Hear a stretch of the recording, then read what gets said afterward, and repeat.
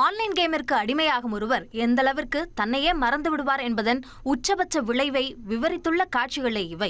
தொழில்நுட்ப வளர்ச்சியில் தன்னை முன்னிலைப்படுத்திக் கொள்ளும் சீனா ஆன்லைன் கேம்களுக்கு முக்கியத்துவம் கொடுத்து வருகிறது. அந்த வகையில் இங்குள்ள சில ஹோட்டல்கள் ஆன்லைன் கேம் விளையாடுவோருக்காகவே பிரத்யேகமான சேவைகளை வழங்கி வருகின்றன. அதாவது இந்த ஹோட்டல் அறைகளை எத்தனை நாட்களுக்கு வேண்டுமானாலும் வாடகைக்கு எடுத்து வீடியோ கேம்களை விளையாடலாம்.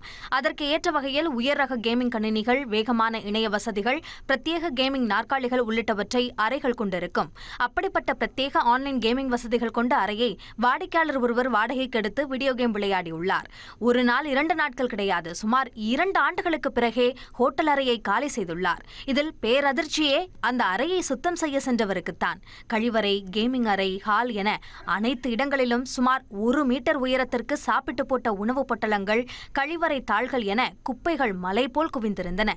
அறையை விட்டு வெளியவே செல்லாமல் 2 ஆண்டுகள் வீடியோ கேம் விளையாடி உள்ளதாக ஹோட்டல் நிர்வாகம் தரப்பில் தெரிவிக்கப்பட்டுள்ளது.